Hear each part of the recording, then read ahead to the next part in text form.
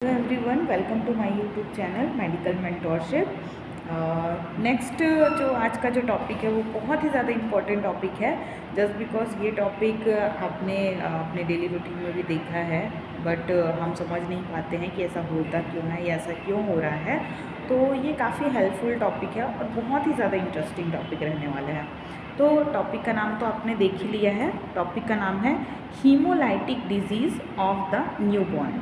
तो पहले मैं इसी को समझा देती हूँ कि ये बोलना क्या चाह रहे हैं। तो हीमोलाइटिक, हीम मतलब होता है ब्लड, लाइटिक मतलब होता है सेल्स। हीमोलाइटिक मतलब ब्लड सेल यहाँ पे क्या होते हैं, लाइज होते हैं। डिजीज़ ऑफ द न्यूबॉर्न, ये जो डिजीज़ है हीमोलाइटिक का, ये किस में होता है, न्यूबॉर्न। जो न्यूबॉर्न बेबीज़ आपको मिलते हैं देखने को, ये उनमें या फिटस में ये जो है वो देखने को मिलता है। तो haemolytic disease of the newborn, जिसको हम बोलते हैं HDN, शॉर्ट फॉर्म जो होता है उसमें हम इसको बोल देते हैं HDN, also known as erythroblastosis fetalis. देखिए यहाँ पे भी एरिथ्रो वर्ड का मतलब क्या है, RBC। ब्लास्टोसिस मतलब क्या है, ब्लास्ट होना या लाइज होना। तो एरिथ्रोब्लास्टोसिस RBC का ब्रेकडाउन होना, लाइज होना, किस में, फिटेलिस। फिटेलिस मतलब क्या होता है, फिटस में, जो वूम के अंदर बेबी का डेवलपमेंट हो रहा है उसको हम लोग बोलते हैं फिटस। अब यहाँ पे it is a blood disorder, ये क्या होता है, ब्लड डिसऑर्डर होता है that occur when a mothers and baby blood type are incompatible. ये जो है वो एक इनकॉम्पेटिबल टेस्ट होता है। जो इनकॉम्पेटिबल है इसको हम इजी भाषा में समझ सकते हैं कि ये सूटेबल नहीं होता।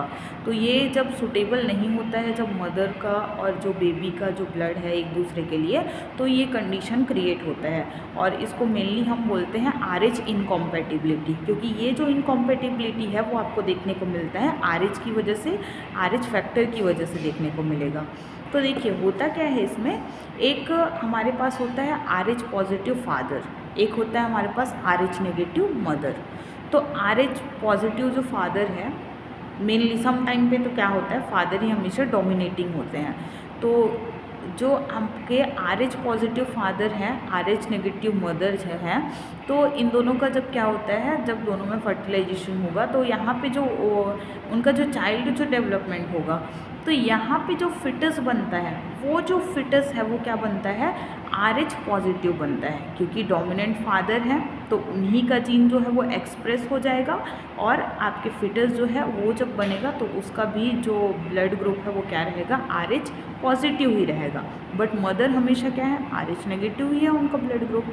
तो देखते हैं ये फर्स्ट प्रेगनेंसी से ये कंडीशन आपको स्टार्ट होगा, देखने को मिलेगा। तो ये मैंने बनाया है, मदर का वोम बना दिया। अब ये जो मदर है वो क्या है, RH नेगेटिव है यहाँ पे। दूसरा देखते हैं, ये उसके अंदर डेवलप हो रहा है एक फिटस, जिसको बेबी बोल दे रहे हैं। तो ये जो फिटस है उसका RH कैसा है, पॉजिटिव ब्लड ग्रुप है। तो ये RH positive fetus RH negative mother के अंदर डेवलप हो रहा है। ठीक है, यहाँ पे ये डेवलपमेंट हो रहा है क्योंकि ये सेपरेट है प्लेसेंटा के थ्रू। आपके बॉडी में फिटस और मदर दोनों को कनेक्ट करने का और सेपरेट करने का, ये दोनों का काम ही क्या होता है, प्लेसेंटा का होता है। तो प्लेसेंटा ये क्या कर रहे हैं, वो दोनों को सेपरेट करके रखा हुआ है। तो ये तो फर्स्ट टाइम पे क्या होता है, फर्स्ट जब प्रेगनेंसी होती है किसी की भी, तो ये कंडीशन जो है अलग अलग चलते रहता है कि उनमें RH नेगेटिव है, बेबी बन रहा है RH पॉजिटिव है। बट क्या होता है, टाइम फॉर डिलीवरी, जब डिलीवरी का जब टाइम आता है तो डिलीवरी के टाइम में क्या किया जाता है, आप लोग जानते हैं कि प्लेसेंटा को कट करते हैं। मदर और बेबी को दोनों को अलग अलग करना है, तो अलग करने के लिए प्लेसेंटा कॉर्ड को क्या कर दिया जाएगा, कट कर दिया जाएगा। तो ये प्लेसेंटा को जब कट किया जाता है तो क्या होता है, जब कट करते हैं तो बेबी का जो ब्लड है वो मदर के में और मदर का जो ब्लड है वो बेबी के में क्या हो जाता है, मिक्स हो जाता है। तो जब कट हो रहा है तो ये कट होने के टाइम पे ही क्या हुआ, जो बेबी का कुछ ब्लड था वो किसके अंदर चला गया, मदर बॉडी के अंदर चला गया। अब ये क्या थी, मदर तो क्या थी आपकी RH नेगेटिव थी। तो RH नेगेटिव मदर जो है उसके पास तो कोई RH का एंटीजन था नहीं। तो जब ये एंटीजन आया RH का, तो इस एंटीजन को आपकी जो मदर बॉडी है वो ट्रीट करती है एज अ फॉरेन पार्टिकल। तो फॉरेन पार्टिकल के अगेंस्ट में आपका जो मदर बॉडी रहेगा, ये जो मदर बॉडी है वो हमेशा क्या करती है, एंटीबॉडी का डेवलपमेंट। तो यहाँ पे आप देख सकते हैं कि जैसे ही वुंड तो डिलीवर हो जाएगा, सेफली डिलीवर हो गया, फर्स्ट डिलीवरी कंप्लीट हो गया। जब प्लेसेंटल कॉर्ड कट किया गया था तो ब्लड मिक्स हुआ। मिक्स होने की वजह से यहाँ पे इसके अंदर जितने भी आरबीसी आए होंगे RH पॉजिटिव वाले, उनको क्या करने के लिए, डिस्ट्रॉय करने के लिए मदर बॉडी ने क्या बना लिया, एंटीबॉडी बना लिया। ये एंटीबॉडी तो बनाते ही हैं, साथ ही साथ डेवलप करते हैं मेमोरी सेल्स। अब आप लोगों ने मेमोरी सेल्स के बारे में पढ़ा होगा कि अगर हमारे बॉडी में मेमोरी सेल डेवलप हो गया है तो नेक्स्ट टाइम जब वो हमारे बॉडी में कोई सेम फॉरेन पार्टिकल अगर एंटर करेगा तो ये जो क्या करती है, वो तुरंत जाके उसको डिस्ट्रॉय कर देती है, क्योंकि उसको फिर से एंटीबॉडी बनाने का टाइम नहीं लगता है, तो वो जाके कम्प्लीटली उसको डिस्ट्रॉय कर देंगी। अब बात आती है सेकेंड प्रेगनेंसी की। तो सेकेंड प्रेगनेंसी में होता क्या है, अब ये जो है फिर से क्या होता है, RH पॉजिटिव फादर है, RH नेगेटिव मदर है, तो फिर से RH पॉजिटिव क्या बन गया, हमारा फिटस बन गया। तो फिटस जब बना तो अब क्या होता है, अब मदर बॉडी के अंदर आपके एंटीबॉडीज़ क्या हो चुके हैं, डेवलप हो चुके हैं, मेमोरी सेल बन चुका है। तो ये जो मेमोरी सेल है वो कैपेसिटी रखता है, और ये होते हैं IgG क्लास के। आप जब भी पढ़ेंगे RH एंटीबॉडीज़ जो है वो IgG क्लास के होते हैं, और आपने पढ़ा होगा IgG क्लास के जितने भी एंटीबॉडीज़ होते हैं वो कैपेबल होते हैं प्लेसेंटा क्रॉस करने के लिए, मतलब वो प्लेसेंटा को क्रॉस कर सकते हैं। तो अब यहाँ पे क्या होता है कि ये जो एंटीबॉडी बने थे, ये एंटीबॉडी प्लेसेंटा को क्रॉस करेगा, और क्रॉस करके कहाँ एंटर कर जाएगा, फिटस में एंटर कर जाएगा। जब फिटस में एंटर करेगा तो फिटस में क्या है, RH पॉजिटिव सेल्स हैं।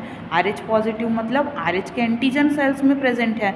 तो ये जितने भी RBC RH पॉजिटिव वाले RBC मिलेंगे, सारे RBC को ये एंटीबॉडीज़ क्या करने लग जाएंगे, डिस्ट्रॉय करने लग जाएंगे। तो जब एक बेबी के अंदर उसके ब्लड सेल्स का कम्प्लीटली डिस्ट्रक्शन हो जाएगा, कम्प्लीटली वो डिस्ट्रॉय हो जाएंगे, तो डिस्ट्रॉय हो जाएगा तो उसका पूरा ब्लड डिस्ट्रॉय होने की वजह से फिटस क्या हो जाता है, फिटस का डेथ हो जाता है। ये एक कंडीशन होता है जिसमें आपका जो बेबी है वो हो जाता है फेटल। इस कंडीशन को प्रिवेंट करने के लिए हम एक वैक्सीन प्रिपेयर किया गया है, उसको हम बोलते हैं एंटी-डी वैक्सीन। ये जो वैक्सीन है वो क्या किया जाता है, डिलीवरी के 3 मंथ पहले ही उस जो लेडी है RH कॉम्पेटिबिलिटी वाली, उस लेडी को ये वैक्सीन दे दिया जाता है। तो वो वैक्सीन करता क्या है, ये जो एंटीबॉडी डेवलप हो रहे हैं वो किस लिए डेवलप हो रहे थे, एंटीजन को डिस्ट्रॉय करने के लिए। तो ये वैक्सीन जो देते हैं तो वैक्सीन में ऑलरेडी प्रेजेंट होता है एंटीबॉडीज़। तो वो वैक्सीन के एंटीबॉडीज़ क्या करते हैं, जैसे ही ब्लड मिक्स होता है और ब्लड से जो आपके फिटस से जो RBC आएंगे, जो RH पॉजिटिव RBCs आ रहे हैं, उस RBC को वो खुद ही क्या कर देता है, डिस्ट्रॉय। जब वो खुद ही डिस्ट्रॉय कर दे रहा है आर्टिफिशियल एंटीबॉडीज़, तो आपका इम्यून सिस्टम एक्टिवेट नहीं होता है फर्दर एंटीबॉडी बनाने के लिए। तो एंटीबॉडी का डेवलपमेंट आपके बॉडी में नहीं होगा, दैट मीन्स मेमोरी सेल नहीं बनेंगे। तो सेकेंड प्रेगनेंसी जो है वो भी आपका क्लियर ईज़िली हो सकता है। तो इस वजह से क्या होता है कि हमेशा जब कोई प्रेग्नेंट वूमन होती है या प्रेग्नेंट लेडी होती है, उनके लिए एक बार RH जो पॉजिटिव इनकॉम्पेटिबिलिटी टेस्टिंग होते हैं, ये सब फादर और मदर दोनों का कराना बहुत ही इम्पॉर्टेंट होता है। दूसरा ये कंडीशन है कि पता ही नहीं होता कि ऐसा हो क्यों रहा है, और बार बार मिसकैरेज होते चले जाते हैं। बहुत सारे लेडी ऐसे होते हैं जिनको इस चीज़ से सफ़र करना पड़ता है। इसमें क्या होता है, अगर ये एक बार डिस्ट्रॉय हो गया तो ब्लड तो मिक्स होगा ही आपके मदर बॉडी में, तो अगर ये एबॉर्शन भी हो जाता है तो इस कंडीशन में भी बार बार मिसकैरेज के चांसेस आपको देखने को मिल सकते हैं, अगर उस वूमेन को एंटी-डी का जो वैक्सीनेशन है वो ना कराया गया हो। तो इस वजह से ये बहुत ही अवेयर रहने वाली चीज़ें हैं कि आगे जनरेशन में हम ऐसे बहुत सारी चीज़ें हैं जिनको छोटे छोटे स्टेप फॉलो करके हम सीख सकते हैं, और हम अपने आसपास के लोगों को भी सेव कर सकते हैं अपने नॉलेज से। Thank you for watching.